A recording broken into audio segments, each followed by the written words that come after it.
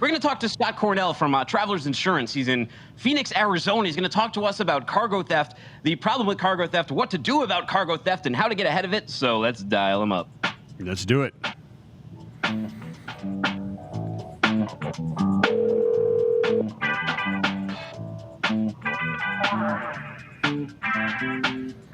Nice. Hey, Scott, you're on What the Truck with Dooner and the Dude. How you doing this afternoon? Good. How you guys been? I guess for you, it's you're over in Phoenix, Arizona, so you're still like 9 in the morning over there, right? Yeah, it's 9. It's just a little bit after 9 over here. So yeah. Well, beautiful. Good to catch you. Morning. Good to catch you bright and early before you get too overwhelmed, because today we got kind of a meaty topic with you. We're talking to you about cargo theft. So tell us a little bit about cargo theft and the different types. Just set the table here. Yeah, an interesting topic, right? This time. So if you guys were getting sick of talking to me, at least I'm coming at you with an interesting topic this time, right? So, so cargo theft is usually the second leading cause of loss for cargo insurance, right behind collision, upset, overturn, that area. And there's really two types of cargo theft. There's what we call straight theft, which is the most common, when the bad guys physically go out and steal the cargo where it sits. You know, whether it's taking the full load, truck, trailer, just the trailer, or when there's pilfering of a load, which is when they actually breach the rear doors. They don't take the whole tractor and trailer. They just take a portion of load, a few boxes, or a whole pallet. And then there's what we call strategic theft, which is when they use trickery or nefarious techniques to trick you or fool you into actually giving the cargo to them. Thieves can trick you by using a variety of techniques, including identity theft, fictitious pickups, double brokering scams, things like that. Interesting. They use those kind of trickery in importing illegal goods as well, as I found out in my days in maritime, where you'd have a shipment of just boxes of lawnmower parts that actually had drugs inside. It would sit inside the cage. The chances of customs finding that are really small, because then you have like 4 or 24 hours, I think, to answer and come in and pick the stuff up. So they would give somebody's a legitimate name and address, but a fictitious phone number to one of their cohorts, right, or their accomplices there in that area, and they'd come pick the stuff up with false identification. Yep. Interesting. So my interest, though, Scott, is well, it goes deep in this because I've experienced this quite a bit in my maritime days and tried to solve some of this stuff. Very difficult thing to do. But what is more common, or what is the more common practice there? Is it taking the whole load? Because I've had that happen, and also or versus pilferage, part of the load. So we've always known that pilferage is the iceberg below the water, right? But what's more reported, what you have to remember, is that cargo theft numbers that we see out there are voluntarily reported, right? So when you see the numbers out there, you're only getting a portion of what's actually going on. And we know that pilferage theft is largely underreported. So that kind of really plays into that. Full load theft is what we hear about the most, and there's plenty of that out there. So we're seeing an increase in theft, big spikes in issues like pilferage and broken seals, especially around food and beverage. Some recent statistics from CargoNet really put that into perspective this year. First quarter of this year, we saw a 60% increase in pilferage and broken seals compared to this time last year. And then second quarter, we saw a 34% increase, just exacerbating the issue. So that said, one of the points we always like to remind everybody is that voluntarily reported aspect of the statistics, right? So some of the increase may come from increased reporting, but a good portion of the increase comes from an actual increase in the theft. And all these types of thefts, you're kind of getting a sampling. What kind of trends are you seeing right now in cargo theft? Definitely the pilferage is on a big upswing right now. It's something that you really have to keep an eye on when we talk about that type of thing. As we get further into the questions, we'll talk about how you can prevent that and work on that. But pilferage and broken seals is on the rise right now. Wow. So why do you think we're seeing such a big jump in cargo theft? You spouted out some numbers there, and they seem pretty drastic. What's the cause of this, do you think? In part because we're going through tough times.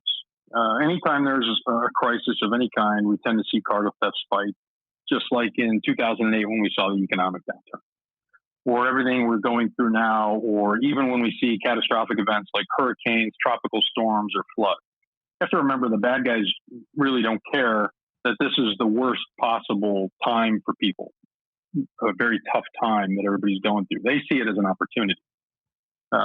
Through 2010, as an example, we saw big changes in cargo theft. That's when really, after the market downturn, by 2010, food and beverage had become the number one stolen commodity, and it's actually remained there in that number one spot ever since.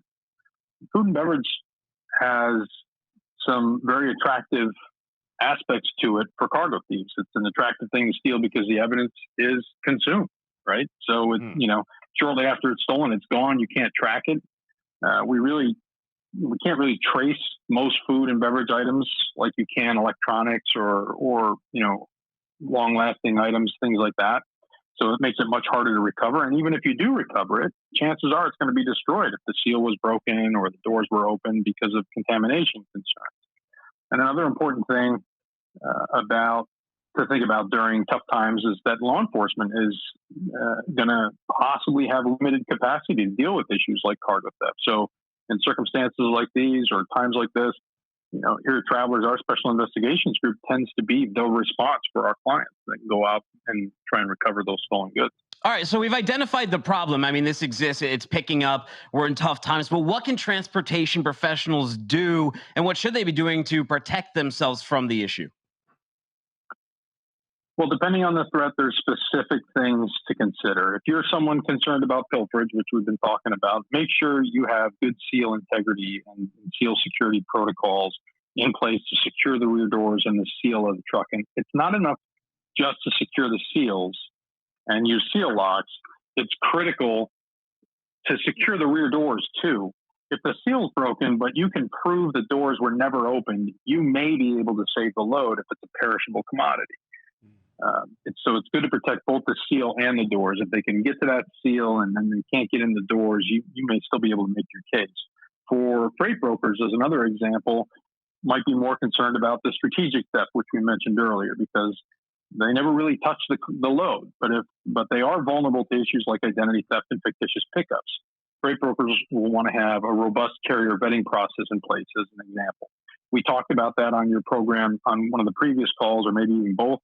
But for those that may not have heard, improper vetting of a carrier is one of the ways that brokers can become liable for a load. So it's critical to have someone who can spot falsified paperwork and those bad guys that are posing as legitimate companies. Here at Travelers, we can help teach you how to spot efforts to impersonate and trick you. And that brings me to the point of choosing a partner. We talked about this on the last couple of calls. Remember, our first discussion was really about how do you choose an insurance company. So when you're making insurance decisions, it's not just about coverage. It's also about having access to additional expertise. You can't do it all internally. So it helps to have a partner with supporting resources and services that can help you combat some of these types of issues. Oh, wow. Well, where do they look up some of those resources if they need more information about this, Scott? Keep them coming to travelers.com. Wow. Big issue. Big issue. Is there any before we let you go, is there any sort of telltale sign? I mean, we see an email phishing all the time, those kind of things. And sometimes, you can look at the email address and can be kind of spotty how they're doing this. When people are just trying to grab these loads, they're trying to do that double brokering thing where they steal the load from you. Is there any indicator that just stands out? Well, so really closely examine the paperwork that they submit. If they submit a carrier packet to you, right? There's some things. Most of the things are not going to just jump off the page at you when you're looking at that type of paperwork. You're really going to want to just have a couple of minimal things that you check and verify. So as one example that we tell people, if they submit a carrier packet to you and they have phone numbers on there where you think, hey, I'm just going to call this number and verify, don't use the phone number that they give you. Look up the website for the trucking company that has submitted the carrier packet, the actual trucking company website.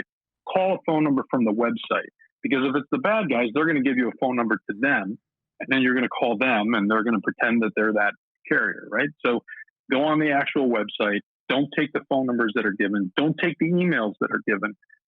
Go to the website or go to the Safer website. Take the numbers and the contact information off of there. Use that to verify who you're actually getting the carrier packet from. And, most of the time you're going to find that it's legit and the carrier packet's there. But if you find anomalies there, you're going to want to check them out. Thank you very much for your time today, Scott Cornell. We appreciate it. Be safe. Thank you, Keep your Scott. cargo safe. Go to travelers.com. Thank you, sir. We appreciate it. Thanks, guys.